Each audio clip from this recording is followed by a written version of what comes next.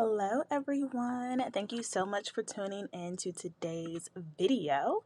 I'm really excited to chat with you today about messaging. If you are catching the replay, comment below so I can know that you were here. And of course, I can come and welcome you and thank you for watching.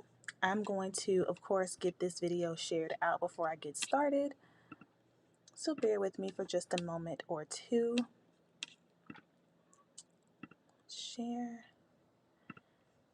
And share. Amazing. Okay, happy Friday, everyone. My name is Kyshira. I am an international board certified coach. I specialize in business coaching and success coaching. I primarily serve coaches who are both new and emerging in their space, whether you are a brand new coach getting started or you are an existing coach who's ready to pivot, you're ready for a change, or you're ready to see consistent income in your sales and revenue. This is what I help people with through my signature program, the Founder Circle. If you have not already, make sure you click the link in my bio to access the Power Coaching Playbook. It's an instant access on-demand masterclass that's going to show you the behind the scenes of how to build and grow your multi-six-figure coaching business organically, authentically, and without paid advertising. So that's a training you definitely want to check out. I've also linked it above and below this video depending upon where you are watching it. So today I want to chat with you about 3 warning signs that your messaging is completely off. And many of us run into this at some point in our entrepreneurial journey, some of us more often than not. But let's be honest, sometimes when you're in business, it's hard to really diagnose what the actual problem is when you're not seeing results, especially if you're in panic mode. It's very easy to assume the absolute worst. And sometimes the most simple tweak to your messaging could be a game changer in your results. So I want to walk you through how to assess if your messaging is off so that you can know that that's where you need to focus your time and attention.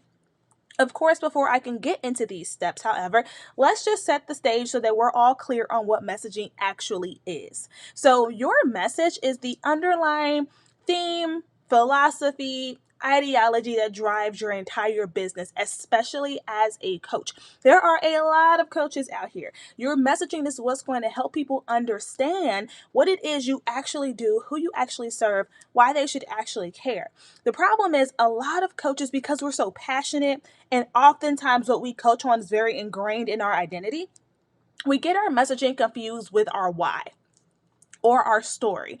We assume that our messaging is why we do what we do or how we got to where we are, which is why oftentimes when people do their elevator pitch or they introduce themselves, they talk for 5 minutes because they're giving you a whole life story versus the actual messaging of their business.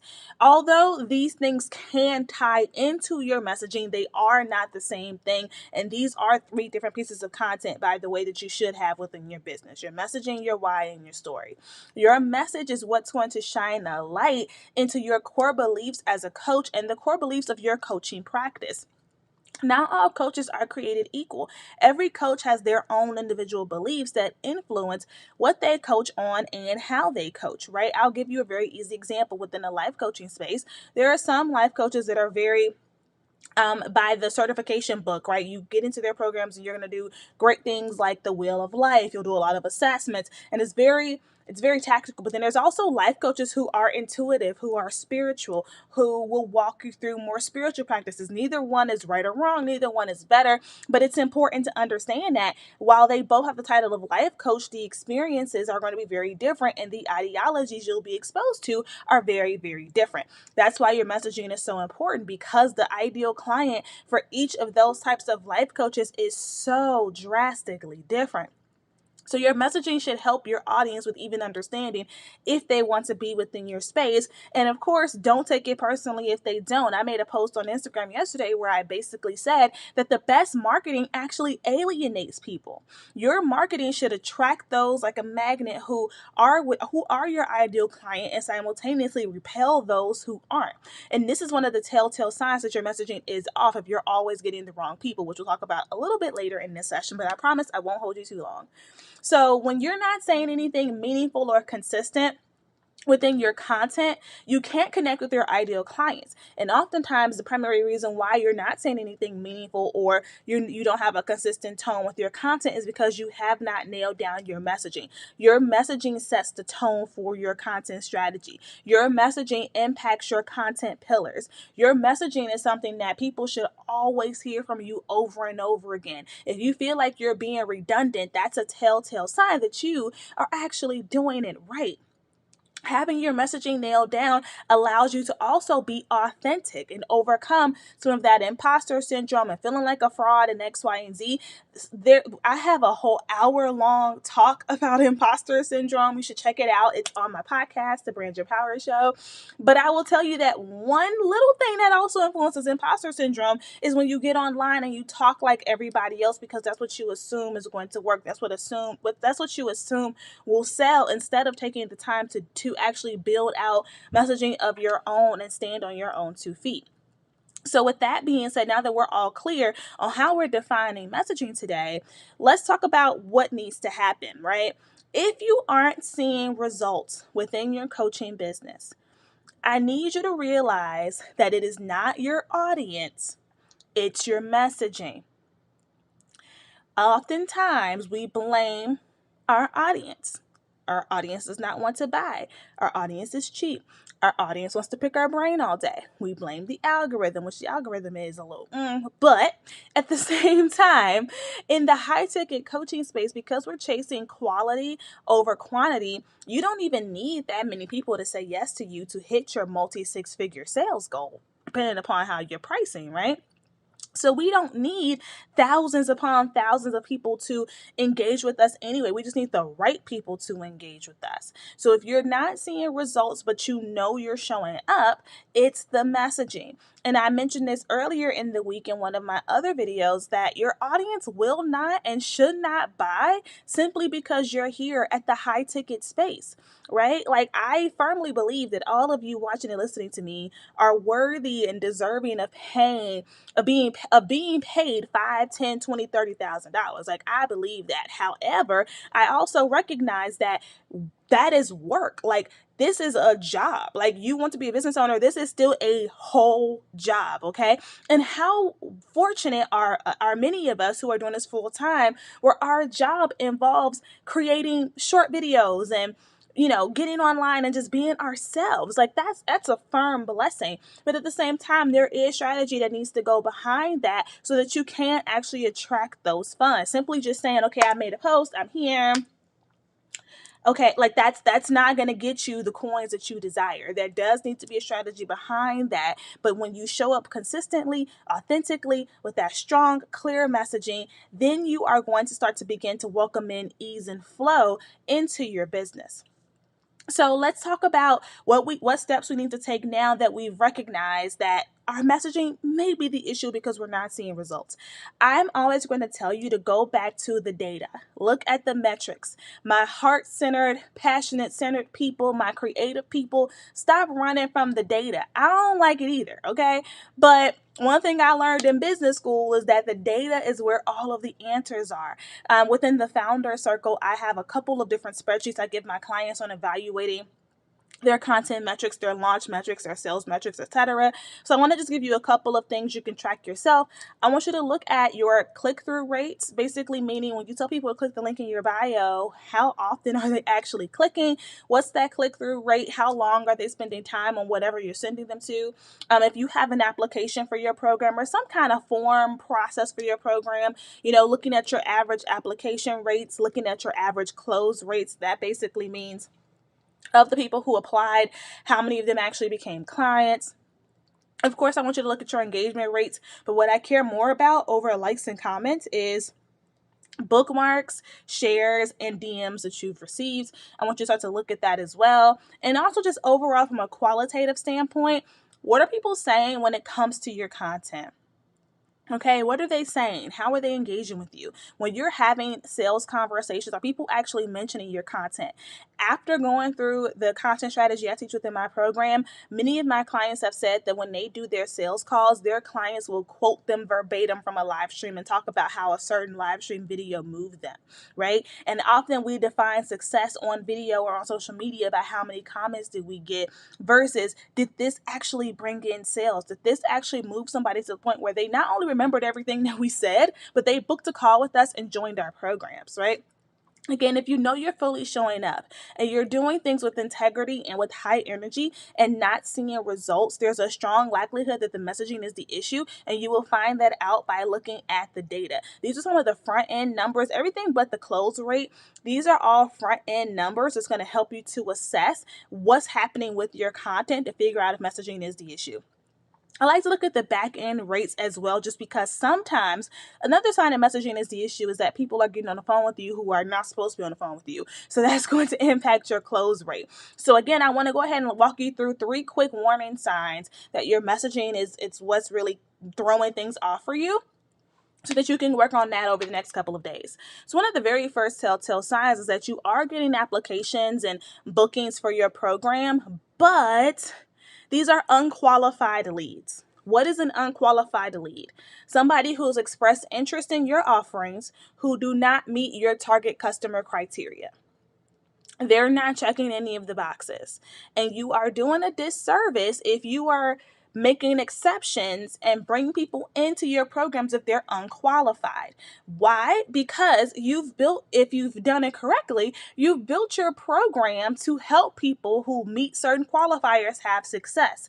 When somebody comes in and they don't meet those basic qualifiers, then they are going to have a very hard time actually going through the content and actually seeing results. We are doing them a disservice. They're coming in at a disadvantage. And that does not feel good in a coaching program, to feel like you paid your money and you don't belong somewhere. Right? So if you are getting people who are taking their time to fill out the application, but they're not the right fit, first of all, I need you to have a really good screening process so that you're not even having those conversations within the founder circle. We actually give you client and prospect communication templates, one of which being a call cancellation email. So if you need to cancel a consultation or discovery call, you can do that with tact and with grace. So that's one. But also I've seen people get upset and say, well, people just aren't reading my sales page, X, Y, and Z. Well, I'm gonna tell you the truth. If your content is really strong or really good, they don't really have to, right? Like if you've done a good job with your content of helping people understand who your program is for, who is not for, what results they're gonna get, what they're not gonna get, I don't really care if they're not reading the sales page. If they're qualified and they're the right people, girl, I don't care. You can go to thefoundercircle.com, fill out the application, book the call. I'm not gonna ask if you read the sales page, because I know how I'm curating my content to help you assess if you're the right fit. So that's one of the first keys right there. You're getting applications, but they're unqualified leads. And please do not let a lack mindset influence you to move forward with them in the first anyway. You are going to regret it, I promise you. The second warning sign is that people are engaging with you online wherever you are, but they are not applying. This is where you're looking at your data is going to help. You may notice that, yes, I am getting views, I am getting likes, I am getting shares, I'm getting bookmarks, but people aren't clicking the link. Like they're not going to my sales page, or they're not filling out my application. Like people are clicking, but they're not filling out. They're not actively engaging. Oftentimes, they're not actively engaging with my sales process. Oftentimes, what that means is they can't tell if the program is for them or not.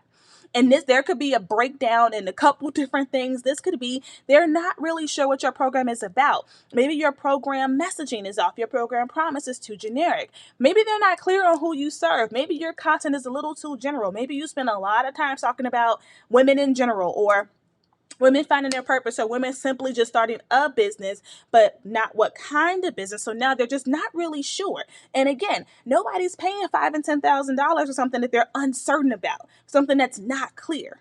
It needs to be very, very clear if we're going to come out of the bag with that kind of coin or more, right?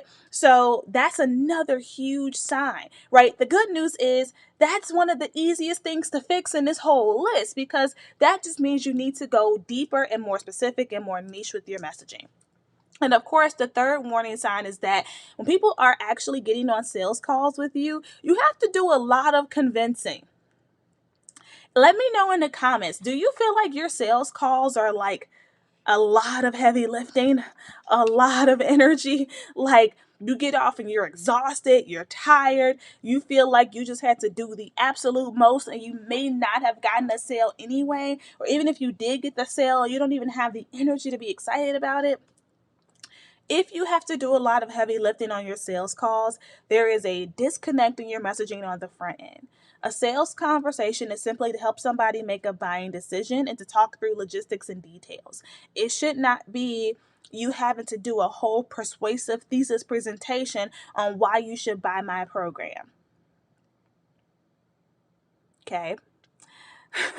just gonna leave that like that, right? Now, am I saying people are coming to these calls just with their credit cards out ready to go? No. Do you have to sell? Yes, but selling shouldn't have to be an entire pitch fest. You shouldn't have to go through all of the sales page, all of who the program is for, all of the details. Like that should be stuff that we get through your content and through your sales process. If your sales process is simply people filling out the form, booking the call, and just getting on the call, there's a lot missing in between there. Okay, these are things that again we teach within the founder circle, but I want you to think about where are you doing a lot of heavy lifting on your sales calls. This will help you to revamp your process if you choose to do so on your own.